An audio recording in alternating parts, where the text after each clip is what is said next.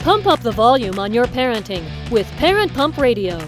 Tune into something different that makes a difference. At Parent Pump Radio, instead of a ripple, we choose to create a splash. Get energized, get inspired, and get informed with how to parent in the new millennium. With your host and parent coach super guide, Jacqueline T.D. Huynh.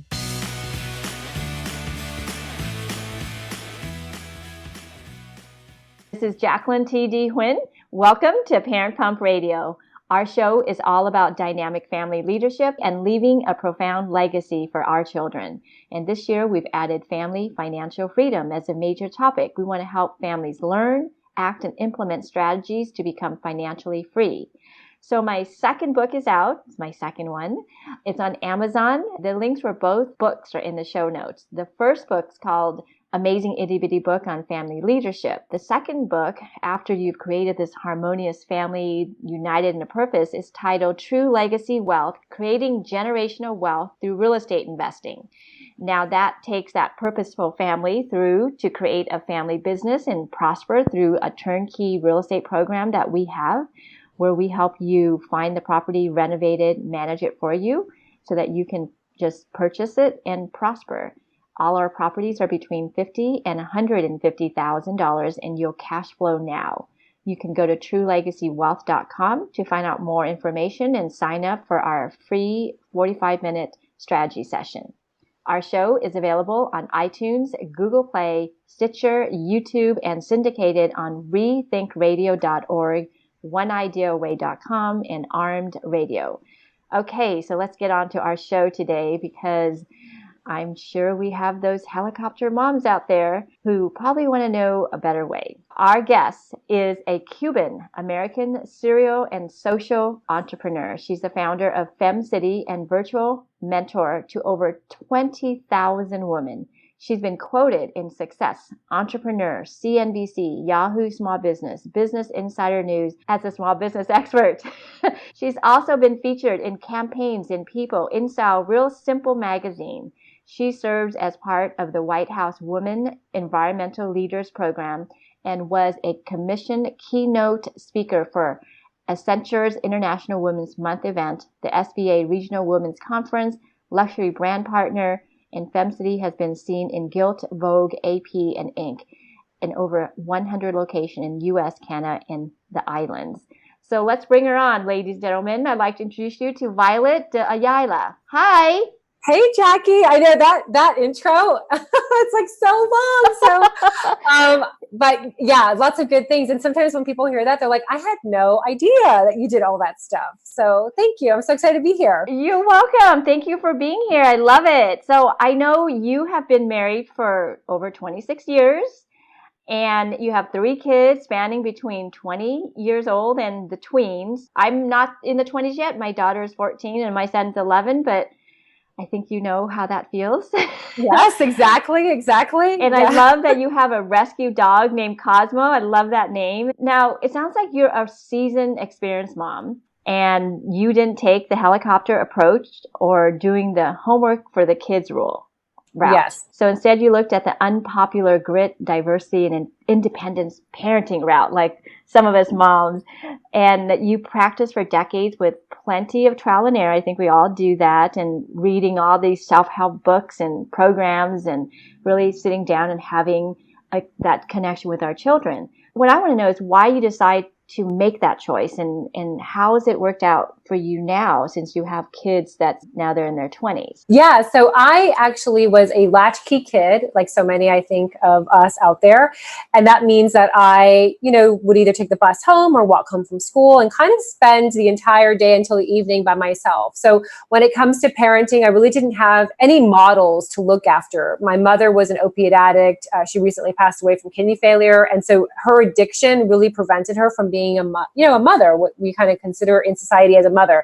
My father traveled quite a bit internationally. And so even though I'm very, very close with my father, his role at the time was to travel and to obviously bring home money for that family. And so I spent a lot of time by myself. And I always knew that when I had the opportunity to raise my own children, that I would really be more intentional I would definitely be more hands-on than what I had received, but also wanting to create very strong human beings. And some people look at me and they think, wow, you're so strong and you've accomplished so much. And how did that even happen when you really didn't have a mother?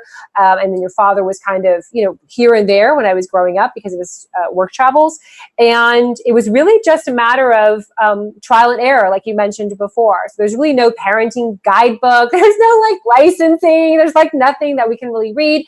My son is 25. So at the time of his birth, there was no Google, there was no chat forums or Facebook, or it was really just, we had, what to expect when you're expecting and that kind of series, but it ended after the toddler years, at least at that time. I don't know if they've added more to that series, but at the time, that's all I really had. Our focus, both Steve and myself, our focus was to really raise very independent, critical thinking children that would take on the world with a heart and soul of purpose and service for others. And then how do you even kind of do that? And I really feel that having them watch us be a part of community, giving back, serving on multiple boards, that really helped to raise.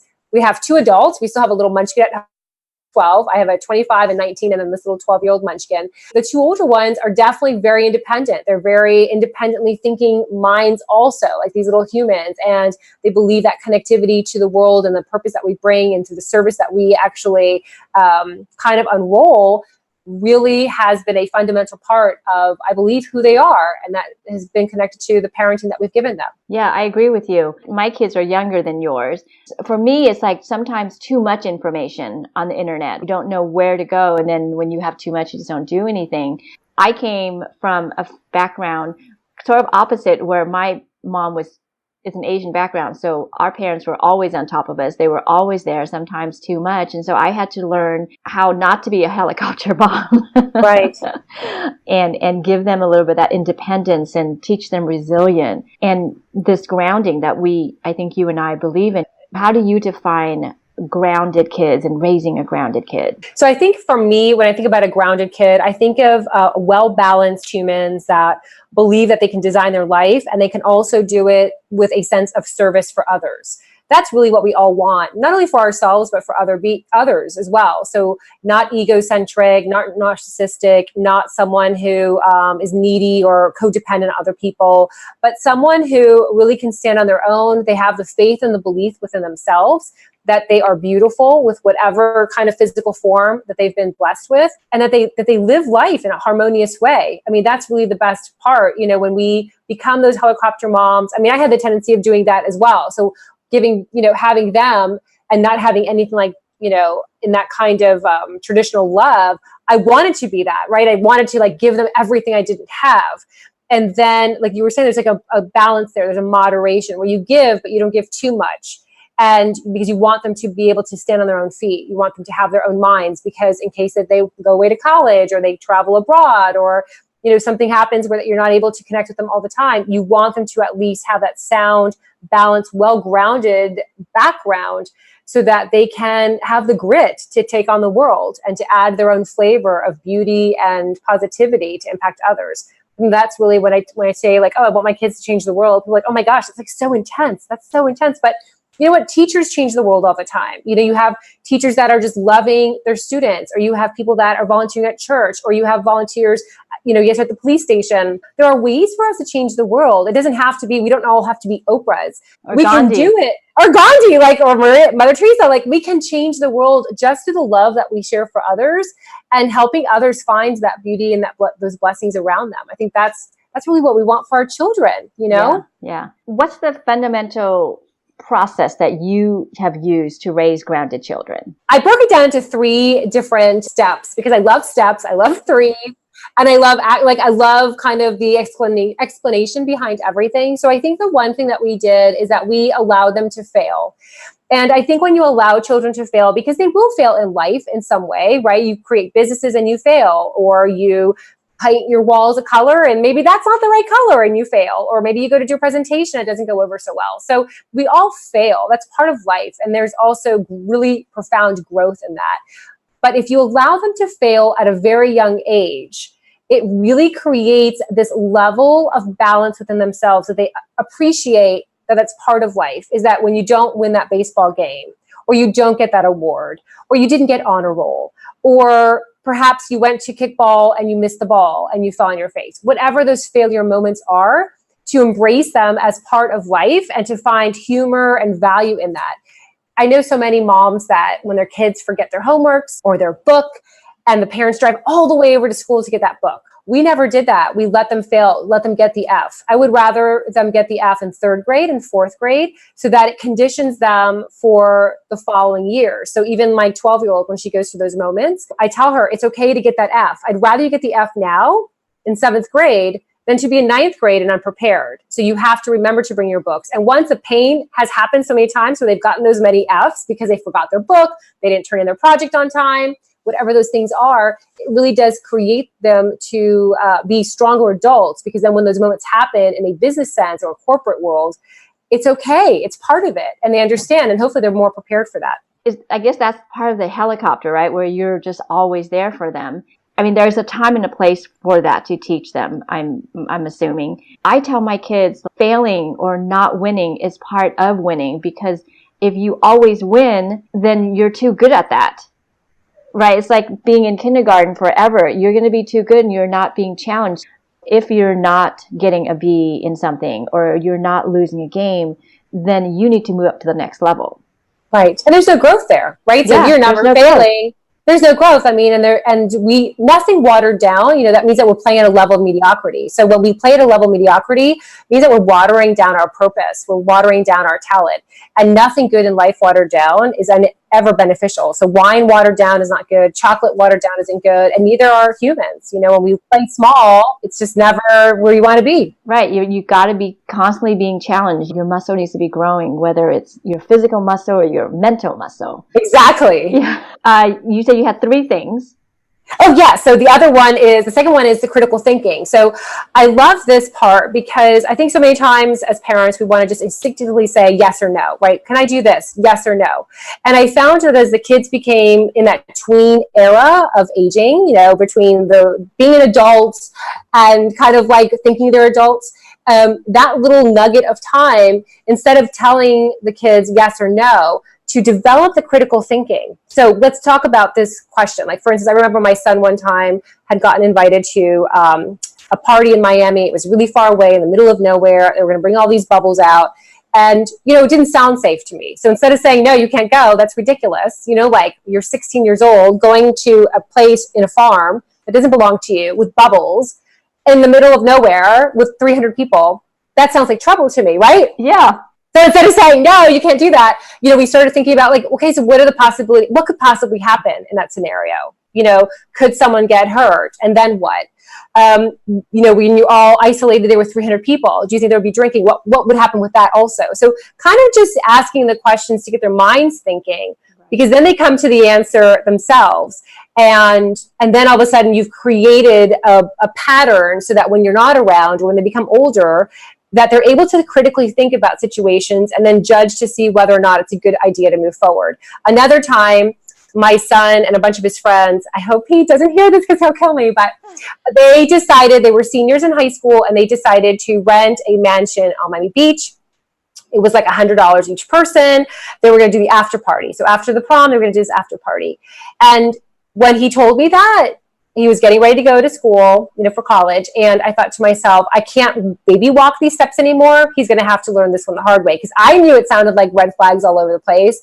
So we kind of had a little bit of a conversation. You know what, Christoph, you've got a lot of kids there. They're going to be a lot of drinking, a lot of balconies. You might have to be the sober one to call 911. So be prepared to be that person, to be of assistance to others, because it sounds like a mess. It sounds like it's got red flags. You guys gave money to this strange guy who's going to give you this house. It just sounds like trouble. I kept my mouth shut. He moved forward with it. And wouldn't you know, it was a scam. So it was some guy who didn't even own the house, collected all this money from all these kids. And, the guy pocketed like $3,000, right? Yeah. And so that was his money. And that was painful to him. But it creates that critical thinking of, walking through the steps. Does this sound like a good idea? Does my gut tell me this does not sound good? What could possibly happen? And when we do that to children, by the time they do get to be 18 or 19 years old, they are then more seasoned for life, because that's going to be everyday situations, right? Like someone's talking to you on the street. Do you talk to them? Do you not talk to them? Do you do this business deal with this person? Like, you have to have those critical thinking components already created in your mind so that you can succeed in life. You can kind of get past that and kind of understand, like, go with your gut. He knew it wasn't a good idea. Like, something in his gut told him. Yeah, it usually does. Yeah, exactly. But for all of us, not just him. We can go back and look at relationship, jobs, career, absolutely. right? Absolutely. And so then the third tip is like we generally as parents, we use a lot of verbal like structures and conversations, right? Don't do this because I said so, but instead of doing more of the verbal components, think more about the actions. And so children definitely watch more the parents and versus the listening part of it. Yeah. So instead of telling your kids, like, I remember we used to force the kids to serve the poor. So every Christmas we would go down to Little Havana. We would go ahead and, set up these booths, and we would donate, give food for these needy families, about 400, 500 families in Little Havana. So they would have a beautiful Christmas, and then sometimes we'd give them gifts. And so at the beginning, having to tell them that, right? You have to go serve. I don't want to serve. Everyone else is playing with their games and their toys. I'm only sixth grade. But as they see us acting in service of others, as they see it being a part of our every fiber, then all of a sudden it makes a difference in the way that they think about the world versus just talking. Because we can make checks all day. We can say, oh, I'm so great. I helped Jackie do this and I helped. But when they see us doing it, it's more powerful than the words. Kids don't listen. Humans don't listen. Adults don't listen. I mean, that's why things are 140 characters. People don't read newsletters anymore because we're conditioned. But if you behave and act in the way you want your children to emulate, that is way more powerful than having those like 800-word essay conversations at the dinner table of why you should serve. Anyways. Yeah. No one listens at all. Hey, we didn't listen. Did we listen when we were little? There's a reason why they made that Charlie Brown script when the teacher is going, rah, rah, rah, and that's all the kids hear, right? Exactly. Because no one listens, but people watch. Yes. And that is very powerful. People emulate what they see on TV, what they see in the movies, art, like that is definitely a way to impact others. And so I think that has been a really big factor in raising these three humans, is that it's always been through the action, like the visual side of who we are versus the way we talk. Because we can talk all day. I'm so great. You're so great. You should be like me because I'm so great. That's why they say action speaks louder than words. Just very simple. Exactly. Often when we say these things, it doesn't come out. Like it's not what it's just better to become the person you want your kids to see, become that person you want them to be, because that's a stronger impact on their life. Well, it's a mixed message. And I did actually an episode way in the beginning about mixed messages that we as parents and even society gives. Like we'll say, get off the screen time. They look at us and we're on Facebook. Right. Or let's talk more. And then they come to us and we're on the phone. I'll talk to you later. I'm busy on the phone. It's like, well, wait a minute. And even in school, my daughter and my son has caught school because they're like, they're preaching to us about healthy eating and no sugar and all this stuff. And then we go in the cafeteria and it's all junk food. Right. And so there's nothing healthy about these food, but they're telling us to eat it, but they're not giving it to us. And I don't want to eat lunch at school. Exactly. And so it's all around. It's a society thing. And we keep saying this, and then we wonder why they're not doing what we're saying because we're not doing it. Right. Exactly. The world. The world also. The whole world.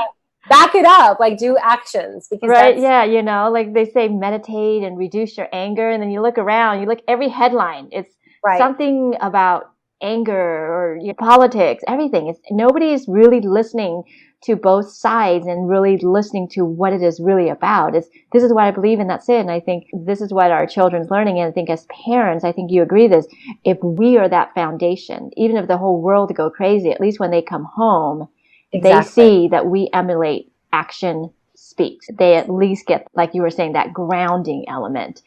Any other tips you want to share? I think just also, I love that you mentioned that about screen time because I have always worked. And I feel that with working, I've felt guilty, right? So many moms feel guilty because we work and then the kids are in school and then we're not maybe at all the school events. Sometimes we have to miss those. And I think there's such guilt that women go through when they're raising children, whether they're your own or your stepchildren, your foster kids, or maybe you're an aunt very close to your niece or nephew. We always feel this sense of guilt. And I think the most beautiful thing that I was able to do is I never wanted to have my kids be latchkey kids. So I went in business for myself in order to be there for them. And I think quality time is something that we just, like you just said it right now, like if you are like, oh, we should talk more, but then you're like this the entire time. But if you designate time, like when I pick up my daughter from school, from the bus stop, now I only have one home now. One lives in Berlin, the other one in New York City. So I only have one little munchkin. But I did it with all three kids. When I picked them up from school, I was never on the phone. I never had anybody else in the car. It was always about them. And that was our quality time, to just kind of connect about their day. And I found that it was so, and even at night, like before they went to bed, like reading them the bedtime book, like really scheduling. So if you work a lot of hours and you're feeling this guilt, really what they want is that quality time. So you can say, why spend time with my kids? Because I'm an at-home mom. And I was an at-home mom for many years.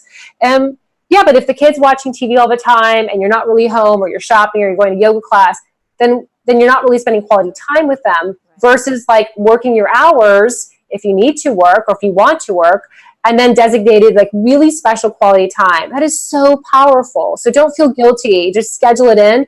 I think that was, those were the two most beautiful parts of my day, that I could be with them and really focus on just them. Like sometimes I'll hang up and go, you know what, I'm picking up my daughter. I know we're not finished with this meeting, but I'm picking her up. I'll call you back when we get home and she's situated, and I'll call you back. She's my priority at that moment.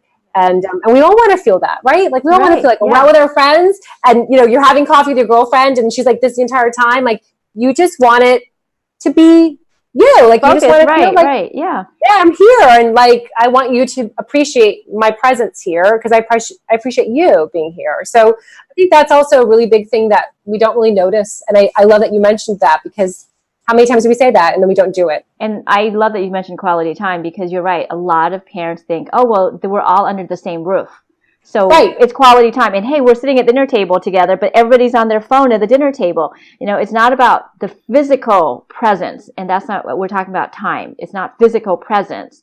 It's the spiritual, the emotional, and the mental present that you're connected. And 20 minutes is what they say. 20 minutes with each child. If they're younger, maybe bath time, or you're reading a book to them. 20 minutes just one-on-one with them, turning off everything, and your eyes are focused on each other. That's all they really need. It's not like hours in a day. Yeah, and humans even. How many times have you been to a retreat, or maybe a book club, or some sort of workshop, right? So you are in a setting that it doesn't allow you to, you know, multitask. So you have it down, and you walk away and you're like, wow, I really know Jackie. Like you become best friends with that person, perhaps, you know, it's because you spent quality time with them. It speeds up the connectivity that we have with others. That's why those retreats are so like deep, and like, you create best friends because you're just there together, and it speeds up 20, 30 years of what it would have taken over like these little pop-ups of like, you know, moments. That's how powerful that is. So if someone's listening right now and going, Jackie and Violet, whatever, like, no, it's really true. Like do it, like go to a book club or go to a gathering. I mean, think of the last time you were on vacation out of the country where you couldn't use your phone. How did that feel? After the first day, of course, you're going through withdrawals, but after that first day, it's really liberating. I mean, everybody tells me, they're like, oh my God, we hate coming back. And then we're like back on drugs, our tech drug. Right. But what I wanted to piggyback off what you were saying is that when the kids are younger, probably preteen, they want to be with us anyways. And those are the perfect time. But when they hit those teenage years, they're wanting to, it's their rite of passage to find themselves with their friends. You don't build those times when they want to be with you. That's the time where you're transferring your values and your belief and your mindset and everything, your decision making and critical thinking. If you don't install those before 11 years old, by the time they're teens, they're in the rebellion stage. Absolutely. I remember I was at an open house when my son was I think he was going into 8th grade. And I think most open houses at school or or back to school night. That's what it was. It's back to school night. And you go from class to class to class to class to class, and you meet like all the teachers in like a 10-minute increment. Okay. So like the last class, the teacher finishes up and she goes, and it was an all boys school. She goes, this is the last year you'll have these boys.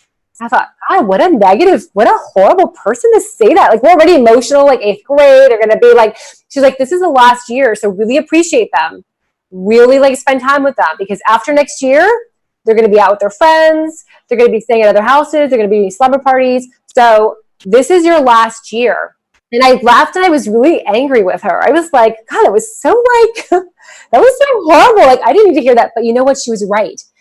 So if you can spend the time with them at that age, right? Like those preteen or early teenage years, you're absolutely right. You then have instilled all that you want to in them, or at least the most that you can. You've put it in them so they can make those decisions. I mean, juuling or vaping. I mean, there's all these conversations they're having now.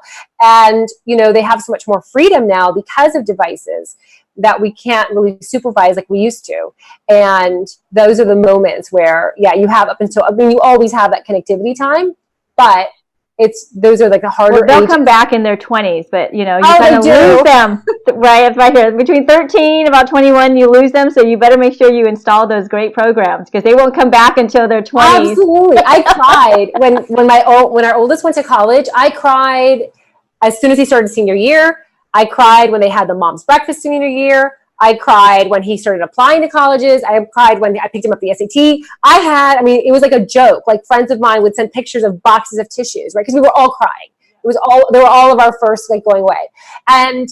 But people were like, why are you really crying? And it came down to, I thought that they would leave. Like I thought I would never see him again.